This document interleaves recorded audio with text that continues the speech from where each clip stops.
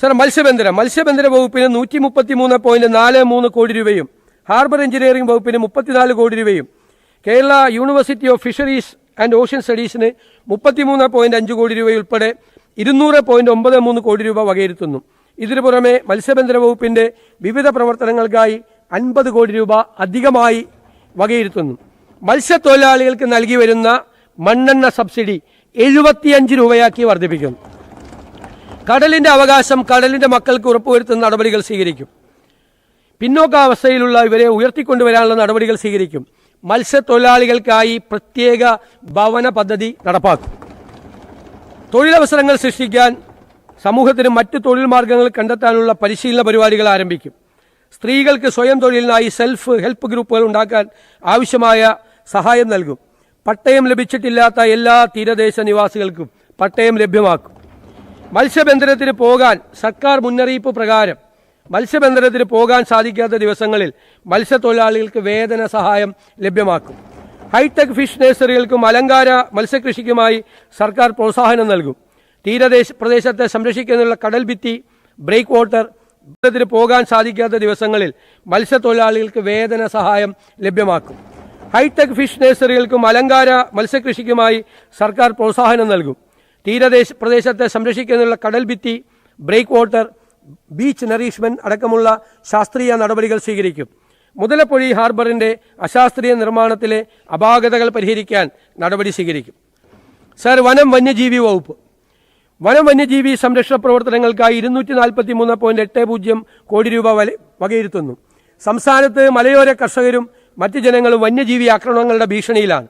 കേരളത്തിലെ കടുവ, പുലി എന്നിവയുടെ ശാസ്ത്രീയ സെൻസസ് നടത്തി അവയെ മാറ്റിപ്പാർപ്പിക്കുന്നതിനുള്ള നിയമവിധേയമായ നടപടി സ്വീകരിക്കും.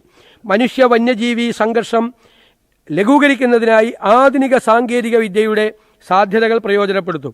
ഇതിനായി ആകെ 192.20 കോടി രൂപ വകയിരുത്തുന്നു. വന്യജീവി ശല്യം ഏറെ രൂക്ഷമായ പ്രദേശങ്ങളിൽ കൂടുതൽ RRT സംഘത്തെ വിന്യസിക്കും. സർ, പരിസ്ഥിതി വകുപ്പ് പരിസ്ഥിതി മേഖലയുമായി ബന്ധപ്പെട്ട വിവിധ പ്രവർത്തനങ്ങൾക്കായി 22.02 കോടി രൂപ വകയിരുത്തുന്നു. വായു, ജലം, ഭൂമി, പ്രകാശ മലിനീകരണം തടയുന്നതിന് സീറോ ടോളറൻസ് നയം നടപ്പിലാക്കും. 2050 കേരളത്തെ പൂർണ്ണമായും കാർബൺ ന്യൂട്രൽ സംസ്ഥാനമാക്കും. സോയിൽ കാർബൺ സെക്വസ്ട്രേഷൻ വർദ്ധിപ്പിക്കുന്ന കൃഷിരീതികൾ പ്രോത്സാഹിപ്പിച്ച് കാർബൺ ക്രെഡിറ്റ് ക്ലെയിം ചെയ്യാൻ സംസ്ഥാനതല സംവിധാനം രൂപപ്പെടുത്തി കർഷകർക്ക് നേരിട്ടുള്ള സാമ്പത്തിക നേട്ടം ഉറപ്പാക്കും. സർ, മലയോര കർഷകക്ഷേമം മലയോര മേഖലയിൽ ബഹുവിള കൃഷിരീതി മൾട്ടി ക്രോപ്സ് പ്രോത്സാഹിപ്പിക്കും. ഇതിനായി ആവശ്യമായ നിയമനിർമ്മാണം നടത്തും. മലയോര മേഖലയിൽ പട്ടയ വിതരണത്തിന് തടസ്സമായിട്ടുള്ള എല്ലാ പ്രശ്നങ്ങൾക്കും സമയബന്ധിതമായി പരിഹാരം കാണും. ബഹുമാനപ്പെട്ട സുപ്രീം കോടതിയിലെ CHR കേസ് 1964 റൂൾ, പട്ടയ വിതരണവുമായി ബന്ധപ്പെട്ട ബഹുമാനപ്പെട്ട ഹൈക്കോടതിയിലെ കേസ് എന്നിവ എത്രയും പെട്ടെന്ന് പൂർത്തിയാക്കാൻ സർക്കാരിന്റെ ഭാഗത്തു നിന്നുള്ള നടപടികൾ വേഗത്തിലാക്കി കർഷക താൽപര്യം സംരക്ഷിച്ച് പട്ടയ വിതരണം പുനഃസ്ഥാപിക്കാൻ നടപടി സ്വീകരിക്കും.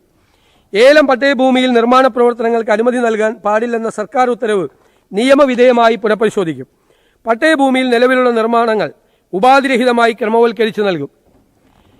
സർ, ഗ്രാമവികസന മേഖലയ്ക്കാകെ 2138.80 കോടി രൂപ സാർ വകയിരുത്തുന്നു. തൊഴിലുറപ്പ് പദ്ധതി ഇന്ത്യയിലെ സാധാരണ ജനങ്ങൾക്ക് ഏറെ സഹായകരമായിരുന്ന UPA സർക്കാർ നടപ്പിലാക്കിയ ജനകീയ പദ്ധതിയാണ് മഹാത്മാഗാന്ധി തൊഴിലുറപ്പ് പദ്ധതി. എന്നാൽ കേന്ദ്ര സർക്കാർ ഈ പദ്ധതിയെ നിർത്തലാക്കുന്ന രീതിയിൽ VBG റാംജിയായി പരിഷ്കരിച്ച് പുനർനാമകരണം ചെയ്യുകയും സംസ്ഥാന വിഹിതം 40% വർദ്ധിപ്പിക്കുകയും ചെയ്തിട്ടുണ്ട്. മഹാത്മാഗാന്ധി തൊഴിലുറപ്പ് പദ്ധതിയായിരുന്നപ്പോൾ സംസ്ഥാന വിഹിതമായി നൽകേണ്ടിയിരുന്നത് ഏകദേശം 250 കോടി രൂപയായിരുന്നു. എന്നാൽ കേന്ദ്ര സർക്കാരിന്റെ തെറ്റായ നയം കാരണം ഇത് 2090.96 കോടി രൂപയായി ഉയർന്നിട്ടുണ്ട്.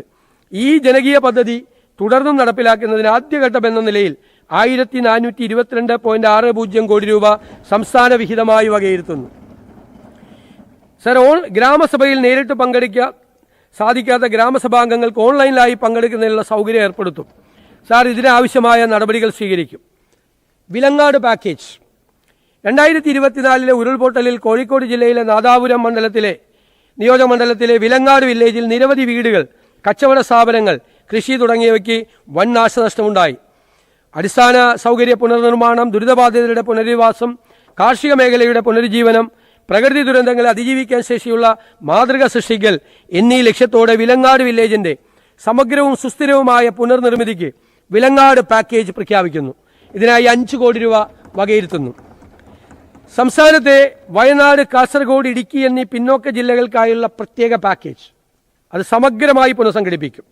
വിദ്യാഭ്യാസം, ആരോഗ്യം, ഉപജീവന മാർഗങ്ങൾ എന്നിവയ്ക്ക് മുൻഗണന നൽകിക്കൊണ്ട് ഈ പിന്നോക്ക ജില്ലകളെ മുൻപന്തിയിലേക്ക് കൊണ്ടുവരും. വികസന പദ്ധതികൾ നടപ്പിലാക്കും.